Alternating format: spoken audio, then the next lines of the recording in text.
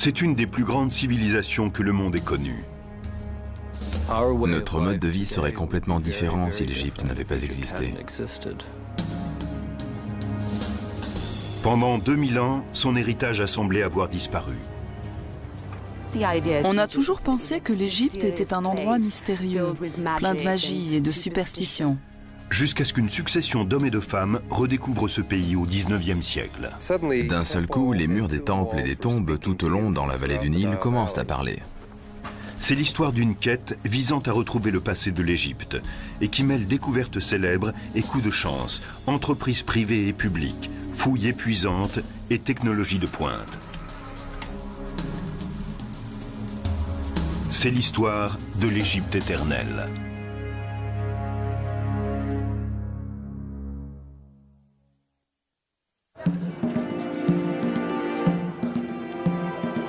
Le musée égyptien du Caire abrite quelques-uns des plus grands trésors de l'Antiquité.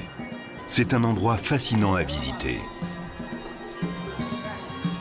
Ici, les autorités égyptiennes et des spécialistes de l'informatique ont uni leurs forces pour découvrir les secrets d'une civilisation.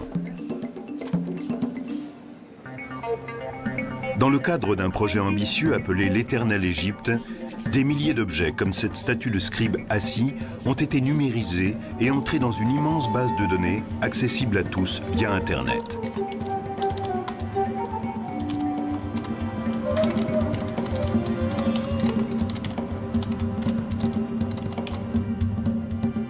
Tout comme l'égyptologie contemporaine, ce musée virtuel utilise les techniques les plus récentes. Mais le désir de percer les mystères, lui, ne date pas d'aujourd'hui.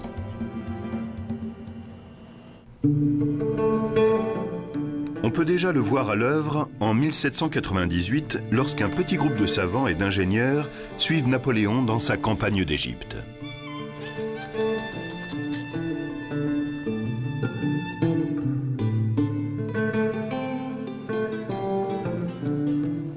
Napoléon se rendait compte que pour gouverner l'Égypte, il devait en savoir le plus possible sur ce pays.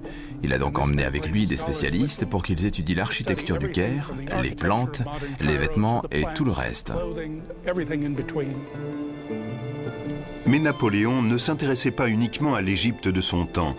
Il était également curieux de son mystérieux passé. Presque tout ce qu'on savait prenait sa source chez les classiques. C'était souvent limité et inexact. Il y avait aussi la Bible, dont les interprétations étaient souvent fausses. Pour prolonger leurs observations, des scientifiques s'aventurent dans le désert qui entoure le Caire.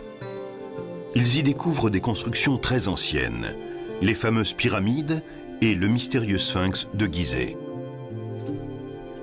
Mais un homme va oser s'aventurer plus loin. C'est le baron Dominique Vivant Denon, ancien diplomate et dessinateur accompli. En arrivant en Égypte, il est bien décidé à pister les Égyptiens de l'Antiquité et à descendre plus loin sur le Nil. Napoléon donne l'ordre à une de ses divisions d'envahir le territoire jusque-là inconnu qui s'étend au sud de Gizeh. Denon est impatient de se joindre à eux. Le voyage est rude, la région est infestée de bandits, l'armée est sous la menace constante d'une attaque.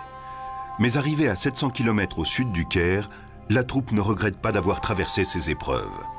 Autour de Luxor se trouve le groupe de monuments le plus important d'Égypte.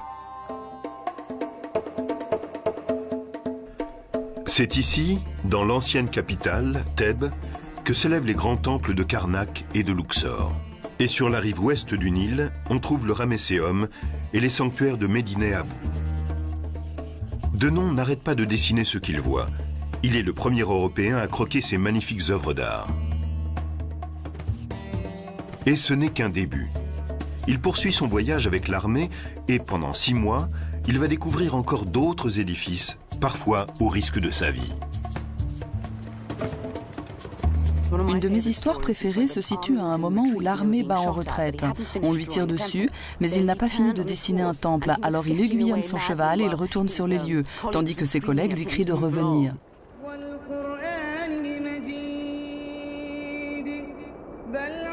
En juin 1799, Denon regagne le Caire, où une terrible surprise l'attend. La flotte britannique a vaincu les renforts français. L'expédition est un échec pour Napoléon. Le temps presse.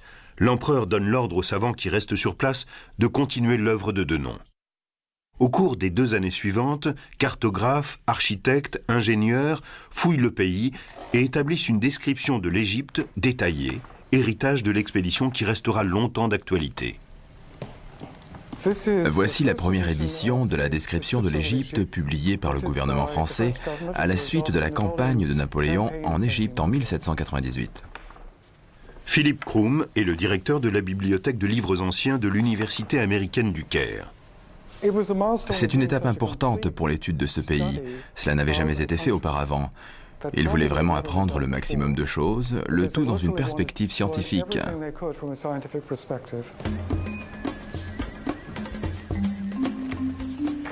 La moitié des descriptions contenues dans ces 23 volumes montrent à quelle tâche originale se sont attelés ces savants. Établir un état des lieux du pays tel qu'il était il y a 2000 ans.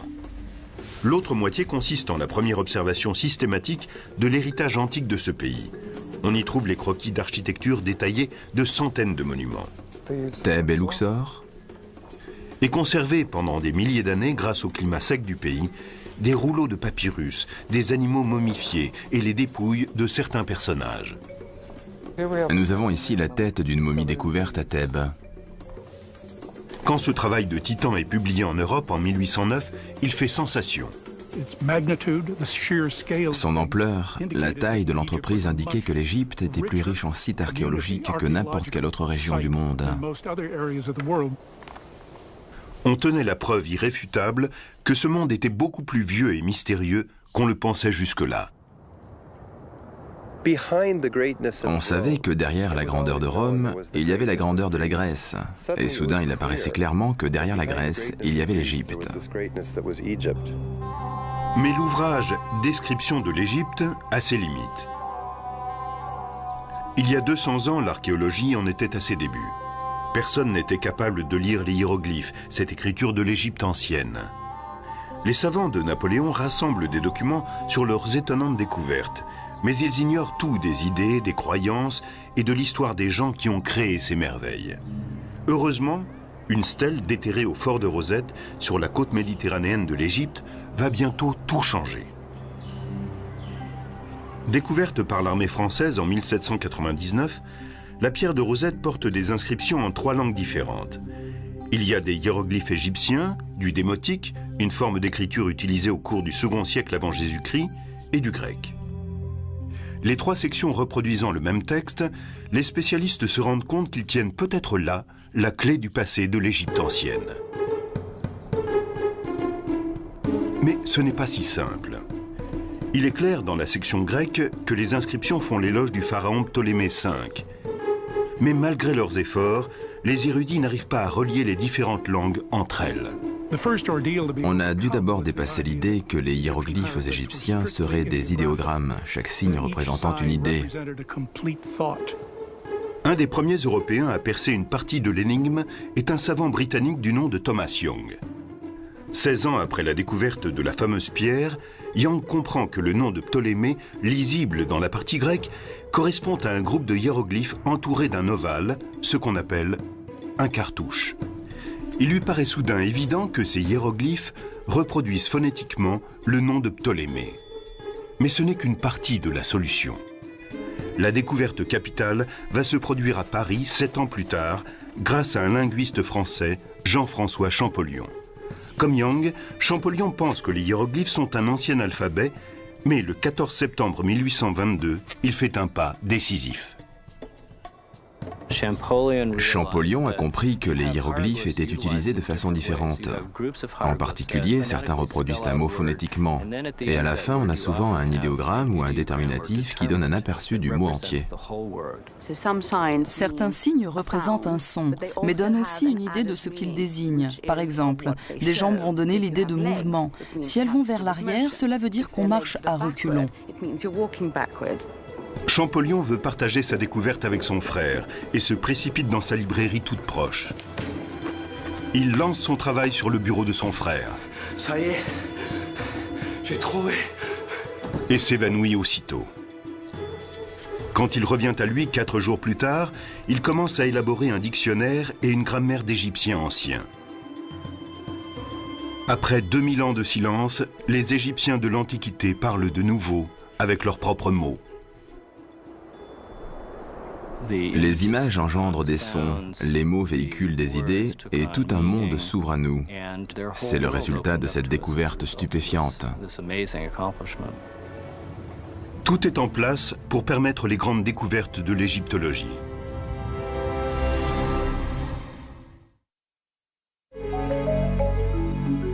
En naviguant parmi les milliers d'images numérisées du site Éternel Égypte, on comprend l'importance du déchiffrage des hiéroglyphes, car on les retrouve partout. Et pendant des siècles, on avait cru qu'il s'agissait de peintures primitives. Mais plus pour longtemps.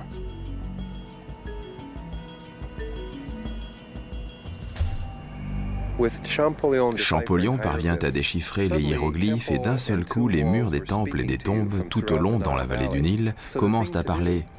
Il fallait donc aller collecter toutes ces inscriptions. Parmi les hommes qui entreprennent ce voyage, on trouve un jeune savant anglais, John Gardner Wilkinson. Profitant de la paix relative qui suit le départ de l'armée française, Wilkinson visite les sites les plus fascinants de l'Égypte antique.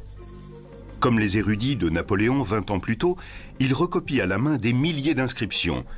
Mais alors que ceux-ci devaient se contenter de reproduire les hiéroglyphes, il peut les lire. On découvrait ce qui intéressait les Égyptiens, quelles étaient leurs préoccupations. On s'est aperçu tout à coup que leur vérité était très proche de la nôtre. Wilkinson fait part de ses découvertes dans un ouvrage qu'il publie à son retour. À l'aide de détails frappants, il tente pour la première fois de reconstruire la vie quotidienne des anciens Égyptiens, leur organisation sociale, leurs croyances religieuses et leur histoire politique. On compte 3 grands royaumes, l'Ancien, le Moyen et le Nouveau. Mais les épigraphes comme Wilkinson ne sont pas les seuls Européens à sillonner le pays.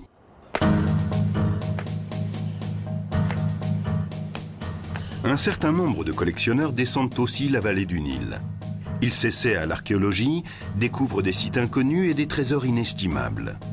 Mais les fouilles qu'ils pratiquent sans discernement vont considérablement retarder les futures recherches. L'archéologie, c'est un peu comme un travail de détective. Sur une scène de crime, il faut d'abord enregistrer le moindre détail avant de bouger quoi que ce soit. Si vous entrez dans une pièce simplement pour en emporter des objets et des pans de mur, vous détruisez l'histoire que la pièce pourrait vous confier, que le contexte pourrait vous raconter.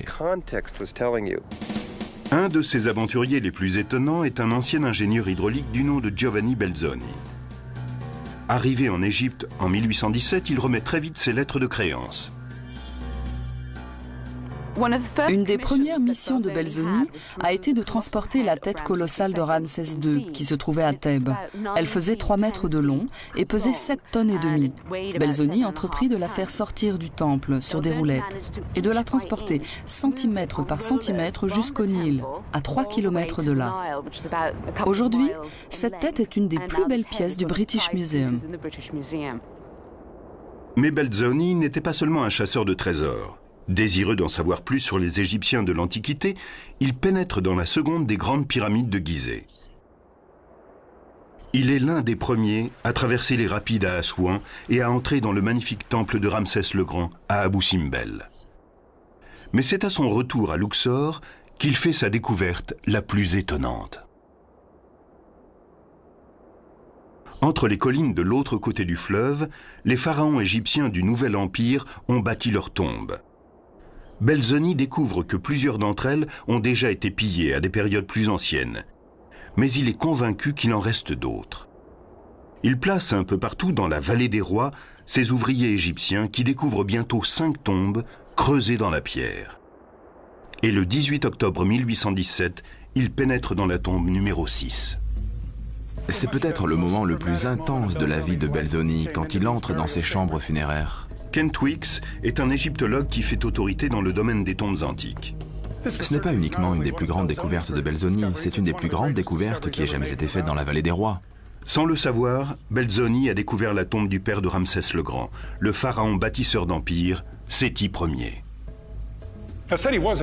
Seti était un dirigeant très puissant. Son importance ne se mesure pas uniquement à la taille de sa tombe, mais à certains changements subtils dans les textes religieux. Ici, par exemple, nous trouvons des images d'étrangers comme s'il voulait dire « L'Égypte sous mon règne est devenue un grand empire qui couvre le monde. Nos dieux contrôlent non seulement ce qui se passe dans la vallée du Nil, mais ce qui se passe dans le monde entier. » À 135 mètres derrière la façade du temple, Belzoni découvre finalement la chambre funéraire de Seti.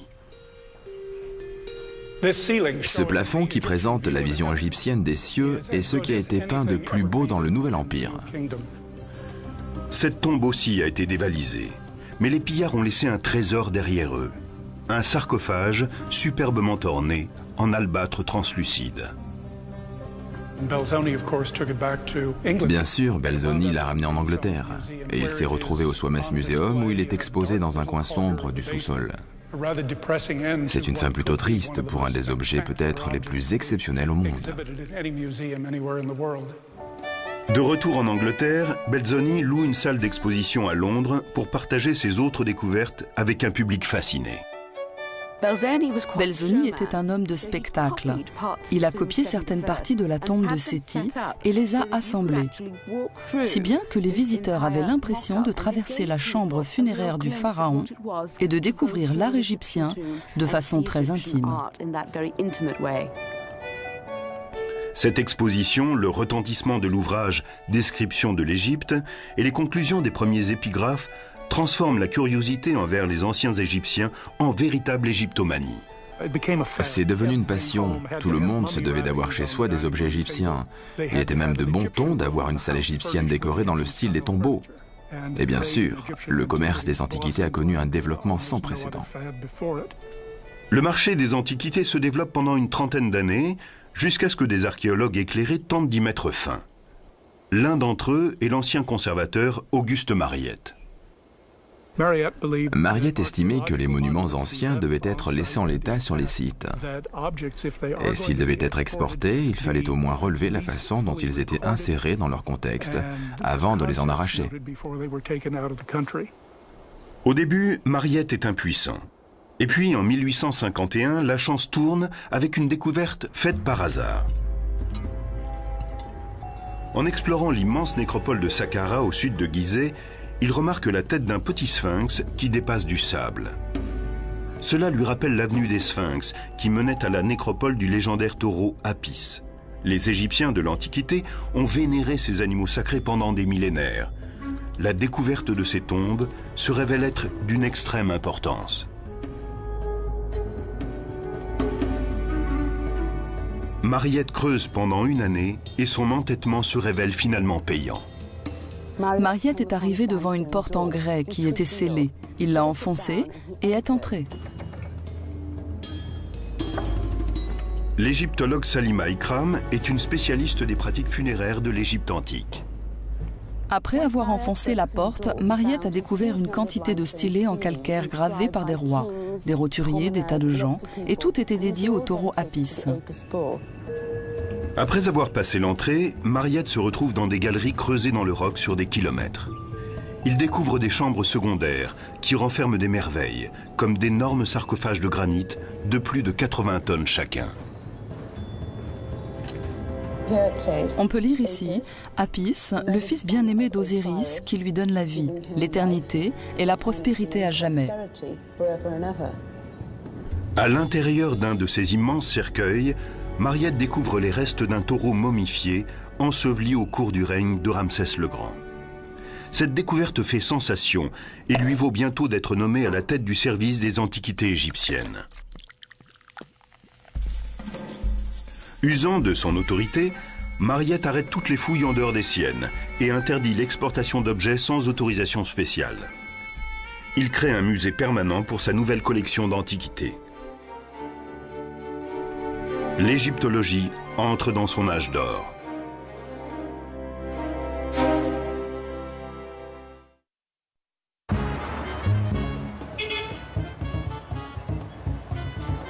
Situé au cœur même du Caire, le musée égyptien attire aujourd'hui plus de 6 millions de visiteurs par an. Un guide numérique permet aux visiteurs de consulter l'immense base de données sur l'Égypte éternelle, tout en admirant de nombreux objets d'une grande beauté. Cette façon de les regarder non comme des œuvres d'art, mais comme le témoignage d'une civilisation antique, a débuté à la fin du XIXe siècle grâce à la grande romancière anglaise Amelia Edwards.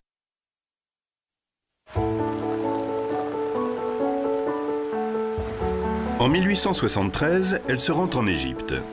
Comme beaucoup d'autres touristes, elle visite le plateau de Gizeh, émerveillée par ces édifices créés par la main de l'homme et fascinée par les gens qui les ont bâtis. Mais elle veut aller plus loin. Elle monte sur un bateau luxueux, un dahabaya, et commence une croisière de 1500 km sur le Nil. Mais plus au sud, elle est effrayée par ce qu'elle voit. Malgré les efforts de Mariette pour préserver les richesses de l'Égypte, les touristes défigurent encore les monuments. Et les archéologues amateurs dégradent les inscriptions qu'ils cherchent à déchiffrer. Les statues colossales de Ramsès le Grand à Abou Simbel n'y échappent pas.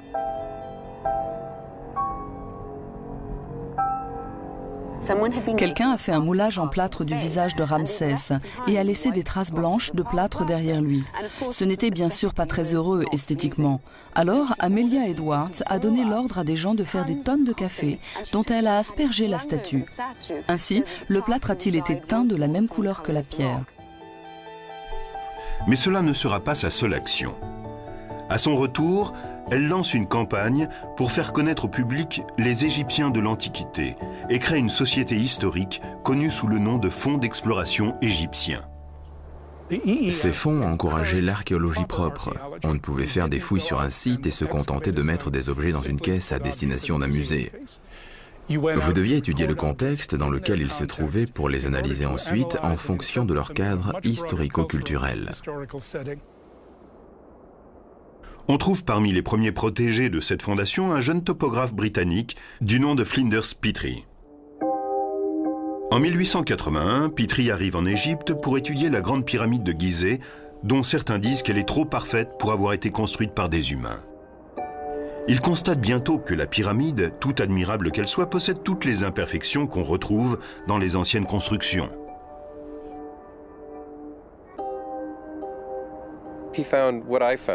Il a vu ce que j'ai découvert, moi aussi, quand je suis arrivé à Gizeh, avec mes idées New Age. La pyramide est un édifice créé par les hommes. Il n'a pas pu trouver d'empreintes digitales divines, mais humaines, ainsi que les traces de leurs outils et de leurs déjections. Dans son rapport, Petrie conclut que la Grande Pyramide était, comme le suggèrent les sources classiques, une tombe royale construite pour le pharaon de l'Ancien Empire, Khéops, il y a 4500 ans. Fasciné par les bâtisseurs de pyramides, Petrie, contrairement à ses prédécesseurs, se met à l'archéologie.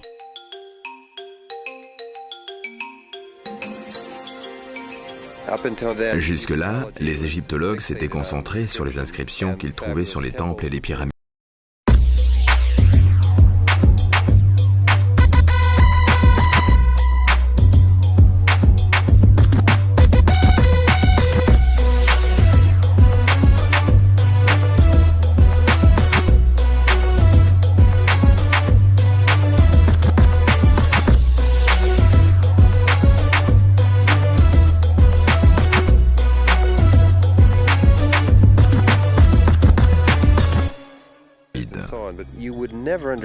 Mais de même qu'on ne peut pas comprendre la société américaine en se contentant d'aller à Washington et d'en décrire les monuments, Petrie s'était rendu compte qu'on ne comprend pas une civilisation sans en connaître la vie quotidienne.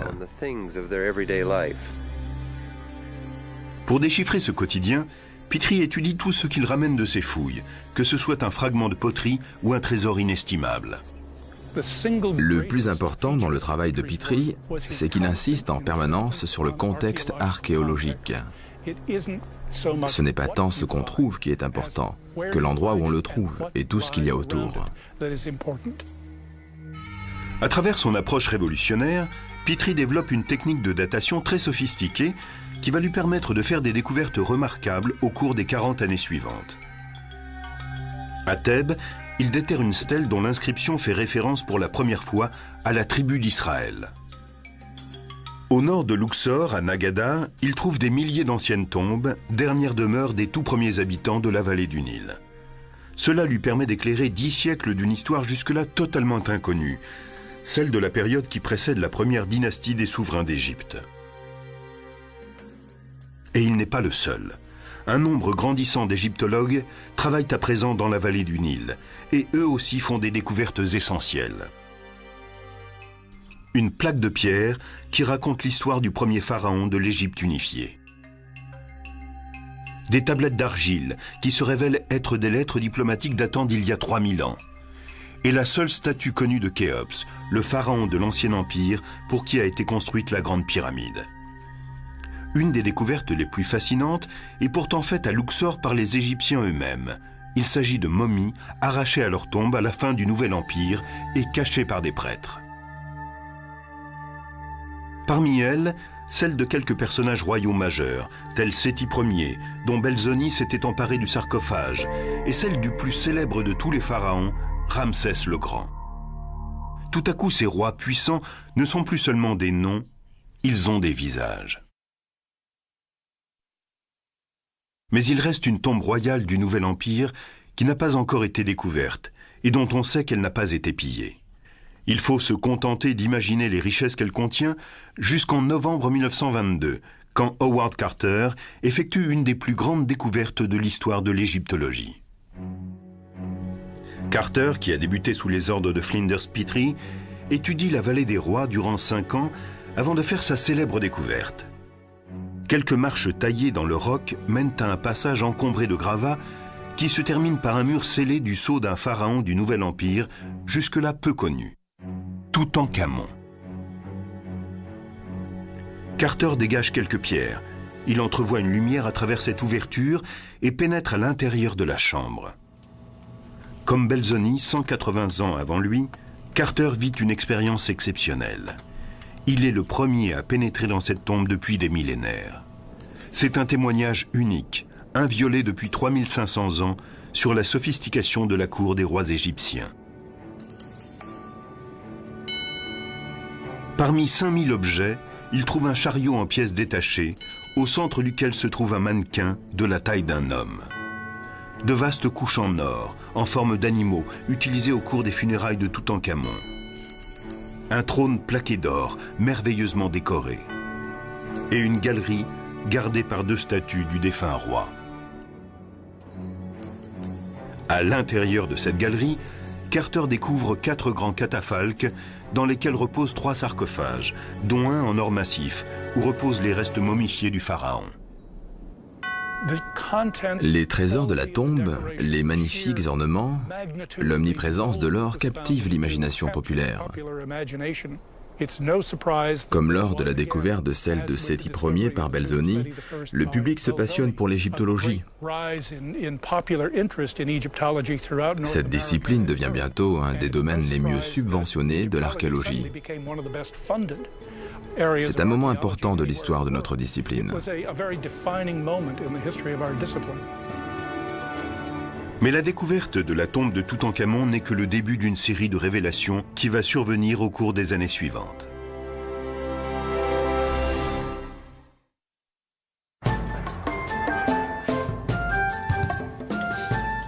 La découverte de la tombe de Toutankhamon inaugure une ère sans précédent dans l'activité archéologique de la vallée du Nil. Un événement important a bientôt lieu en 1939 près de la ville de Tanis, située dans le delta du Nil. Un archéologue français, Pierre Montet, découvre non pas une, mais 6 tombes royales intactes. Elles contiennent les trésors fabuleux de plusieurs pharaons de l'ancienne Égypte. Mais cette découverte est éclipsée par les conflits qui déchirent le monde. Quand éclate la Seconde Guerre mondiale, de nombreux égyptologues quittent le pays. 13 ans plus tard, la révolution égyptienne fait table rase de la domination européenne. À présent indépendants, les égyptologues égyptiens commencent à faire des découvertes fascinantes.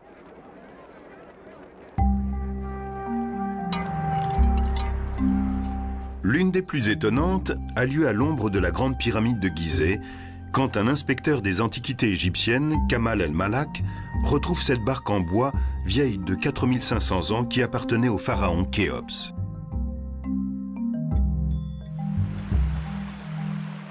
On commence à voir de plus en plus clairement qui étaient les souverains d'Égypte. Mais les spécialistes continuent à se pencher sur la vie quotidienne du peuple.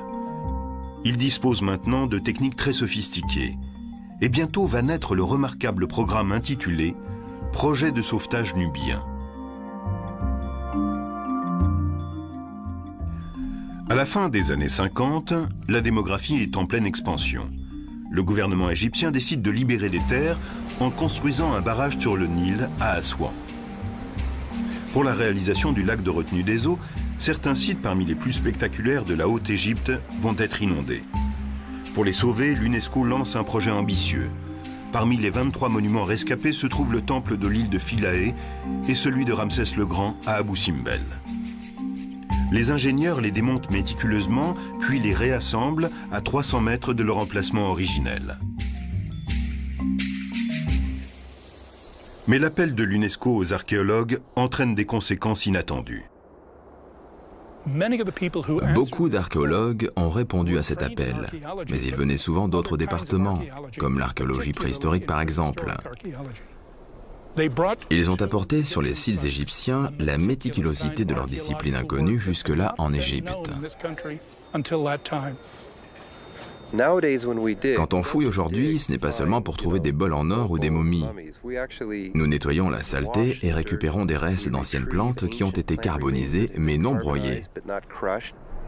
Nous sauvons la moindre parcelle de poterie. Ce type de démarche archéologique est dans la ligne de l'intérêt que portait Petrie à la culture de la vie quotidienne et va plus loin qu'il ne l'imaginait. Sur le plateau de Gizeh, l'égyptologue Mark Lehner utilise beaucoup de ces techniques pour comprendre non seulement les pyramides, mais ses constructeurs. Comment ont-ils organisé l'espace sur lequel ils ont construit ces édifices monumentaux? Et tout le bois, les gens, l'énergie, le pain et les poteries qui ont été nécessaires? Je me suis demandé combien de gens avaient participé à la construction. Les égyptologues parlent de 20 à 30 000 personnes. Cela faisait une immense ville, 3000 ans avant Jésus-Christ. Où était-elle située? Où étaient logés ces gens? Comment se nourrissaient-ils? En 1995, Lehner commence à explorer le côté sud du site, où il déterre quelque chose de très étonnant. Nous avons trouvé les restes d'une cité datant de la construction des pyramides de Khéops et de Menkaure. Nous avons mis au jour une partie de la ville grande comme 7 terrains de football. Et en recensant chaque parcelle d'os animal, nous avons évalué qu'il y avait là assez de viande sur notre site pour nourrir 6 à 7 000 personnes, en admettant qu'ils mangeaient de la viande tous les jours. À partir de tous ces indices, Lehner a la certitude que ces gens participaient à un projet de travaux publics impliquant tous les Égyptiens. Au cours du Moyen Empire et du Nouvel Empire, la construction des pyramides a mobilisé toutes les énergies. Il a fallu créer de nouvelles façons d'organiser la société et l'économie pour accomplir un des projets de travaux les plus importants du monde. C'est cette organisation qui m'a fait dire que le plus intéressant était non pas comment les Égyptiens ont construit les pyramides, mais comment les pyramides ont permis à l'Égypte de se construire.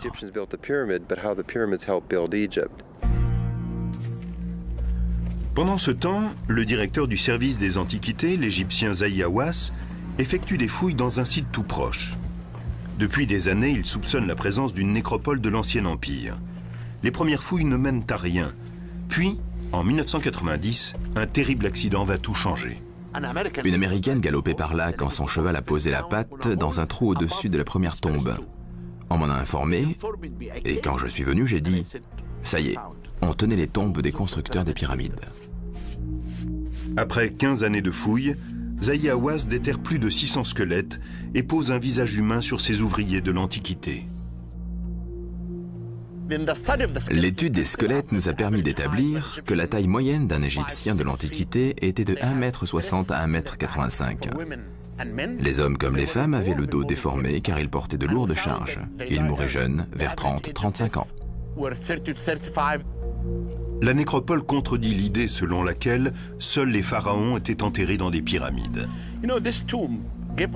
Cette tombe nous a fourni de nombreux renseignements. Nous savons que dans l'Ancien Empire, la forme pyramidale était liée au roi et à la reine. Mais nous avons découvert qu'ici, la pyramide était destinée à tous. Voici l'une d'entre elles.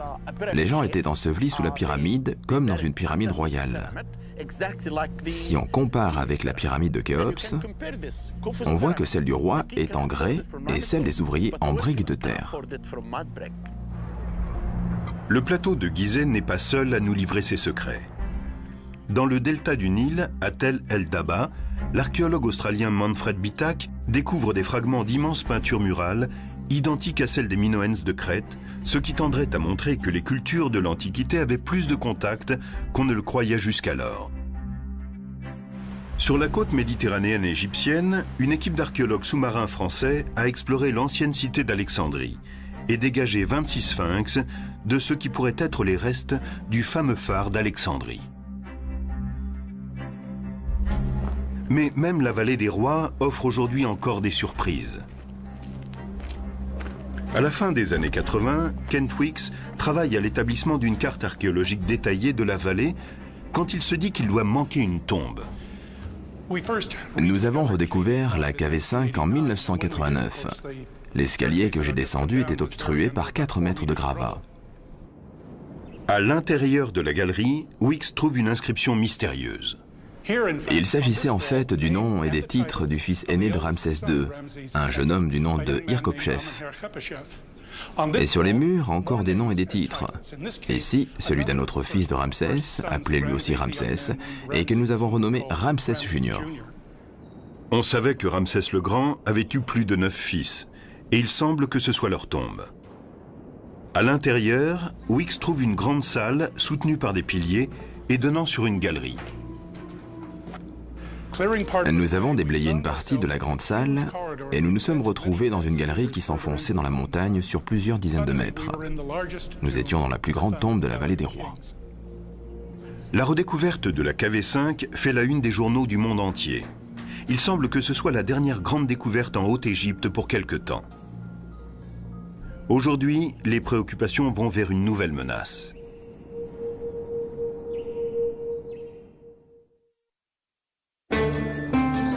Au cours des 200 dernières années, on a assisté à des avancées stupéfiantes dans la connaissance des Égyptiens de l'Antiquité. Leurs monuments ont été fouillés, leur langage déchiffré, leur religion et leur système politique analysés. Nous avons maintenant une vision précise de cette ancienne civilisation et de ce qu'elle nous a légué. La culture égyptienne est à la base de la culture occidentale contemporaine. Nous sommes leurs descendants. Personne ne doute qu'il y ait encore beaucoup à découvrir. Mais pour l'instant, les égyptologues se consacrent à la préservation plus qu'aux fouilles. Les Égyptiens ont construit leur temple en pierre. Ils pensaient logiquement qu'il serait éternel. Mais nous avons découvert récemment que ce matériau peut aussi être très fragile. Dans toute l'Égypte, les édifices que le désert a protégés pendant 3000 ans tombent en ruine à cause de la pollution industrielle, de l'irrigation excessive, de l'accroissement de la population et du tourisme de masse. Le tourisme de masse est nocif pour les monuments égyptiens. Quelqu'un qui entre dans la grande pyramide y apporte 20 grammes d'eau contenant du sel. Si 5000 personnes par jour entrent dans une tombe royale, que se passera-t-il au bout de 10 ans ? C'est un des grands défis de l'Égypte. Comment trouver un équilibre entre l'ancien et le nouveau ? Nous allons perdre ces précieux monuments si nous ne faisons rien. Pour sortir de cette crise, le gouvernement égyptien a mis en place une nouvelle gestion des sites anciens. Il a limité les fouilles au sud du delta du Nil. Il privilégie les projets de documentation et de conservation, comme l'étude épigraphique de Luxor, dirigée par l'égyptologue Ray Johnson.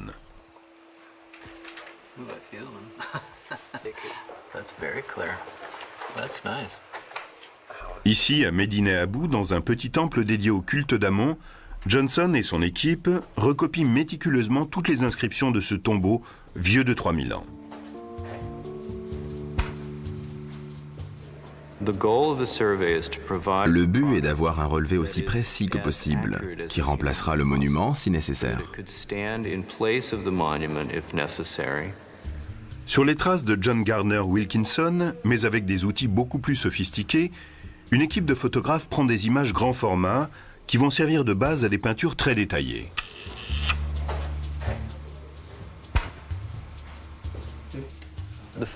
Le photographe ne montre pas tout.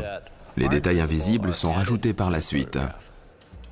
À la Chicago House de Luxor, les dessins en crayon sont ancrés avant d'être immergés dans des bains d'iodine qui dissolvent la photo mais laissent le tracé de l'encre.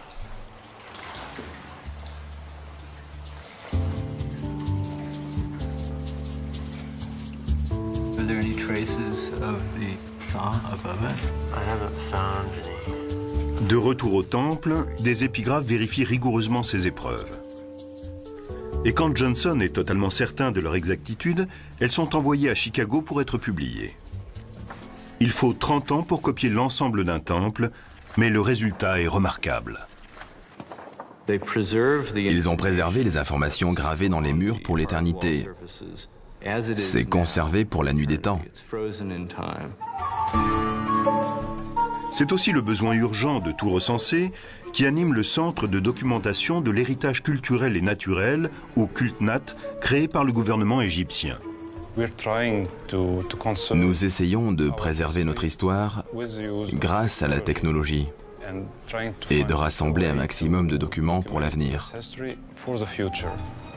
En 2001, le CULTNAT, en partenariat avec IBM, a créé le projet Éternel Égypte.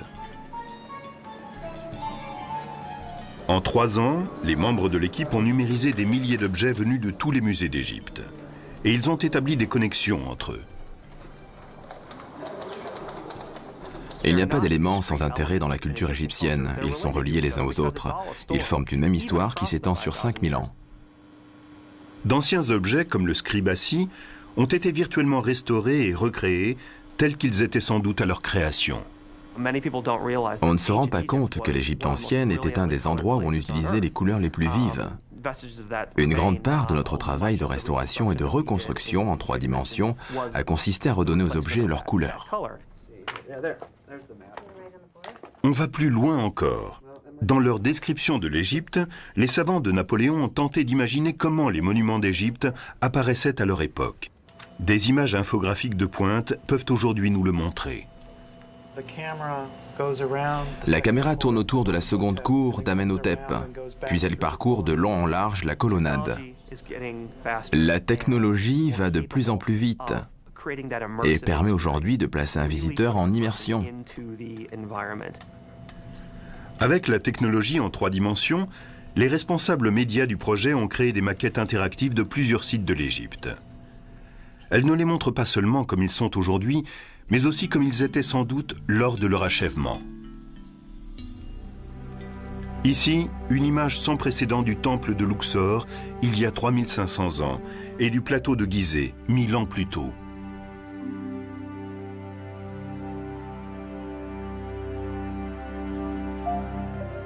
Mais le cœur du projet, c'est le résultat des recherches de ces 2 derniers siècles. Une image vivante d'un peuple de l'Antiquité, à travers ses écrits, ses monuments et ses objets. Depuis 2004, ce projet peut être consulté au musée égyptien à travers des guides numériques, des téléphones reliés à des bases de données et via Internet sur le site eternalegypte.org.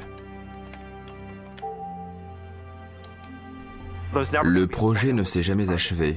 Nous avons tenté de construire une infrastructure assez souple pour pouvoir accepter de nouvelles données, de nouveaux objets, de nouveaux personnages, de nouveaux sites et pour inclure de nouveaux modes de connexion.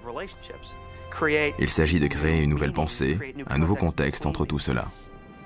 Et pendant ce temps, on continue les recherches sur cette fascinante civilisation.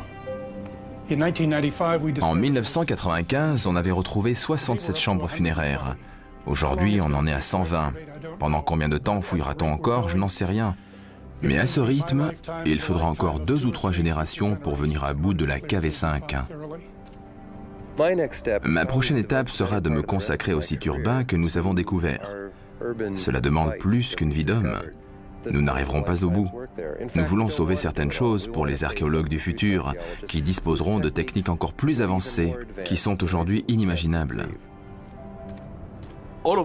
Aujourd'hui, nous savons tous que le passé de l'Égypte est notre passé à tous. Nous lui devons beaucoup. Nous devons aux Égyptiens leur savoir, leurs idées, leur philosophie, leur compréhension de la vie. C'est notre héritage.